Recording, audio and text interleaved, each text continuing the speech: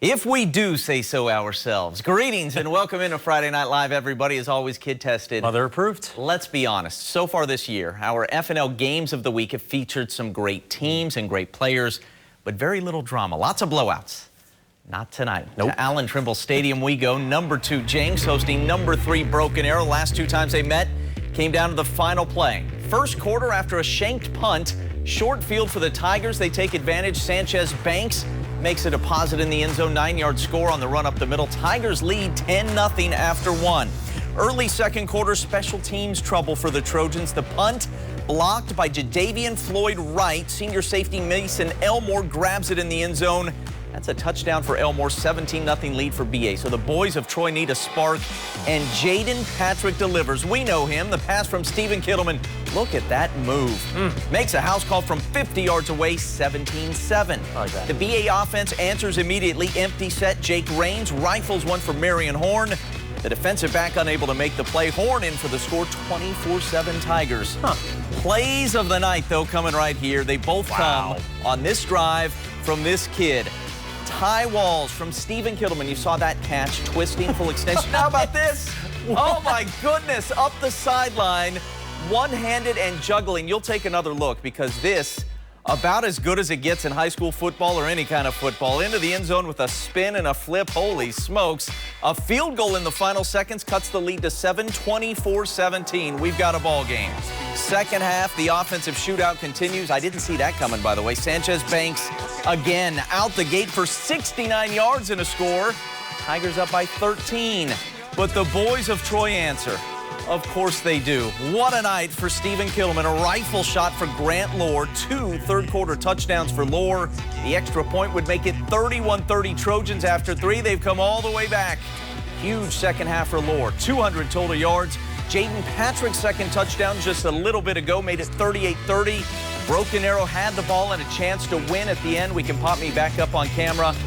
And the Jenks defense makes a stop in the final seconds. What drama. It just went final. Jenks 38, Broken Arrow 30. Wow. We had ourselves the most high drama we've had in a game of the week so far this year. Two Easily. really good teams could definitely see each other in the state semis down the road. I was close on this one. 35-32 was my prediction You were for close. Jenks. I was close. How about that? I trusted the offenses. The coaches seemed to like their offenses this weekend. Broken clock right twice a day or whatever. Oh, my goodness. Owasso was in a tight one out west. Let's show them. Norman North keeping the Rams within a pair of scores all night. But the number 1 team in the state does what they do best. Owasso 33-22 the final. They welcome in Edmond North next week. And Union remains winless on the season so far. The team's home opener with Putnam City canceled. The Pirates dealing with COVID issues, or at least the school district is, and unwilling to make the trip. Union will visit Mustang next Friday. We hope.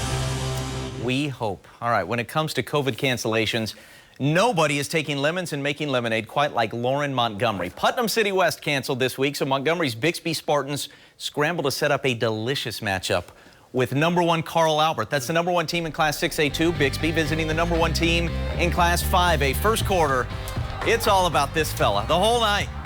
Former FNL Player of the Week, Braylon Presley, doing the heavy lifting. 75 total yards in the quarter and a 9-yard touchdown here, a much longer run. Presley absolutely dominating this ball game. Look at this run. A masterpiece. Look at that cut. And now he's going to come all the way to the left and cut back all the way to the right. He runs as fast as he needs to run. How about 22 carries, 291 yards, and 6 touchdowns? What the what? One of these touchdowns was scored on a play that was 2nd and 37. This kid is incredible. 29 straight wins for the Spartans. 56-14 the final. I could watch him run all day.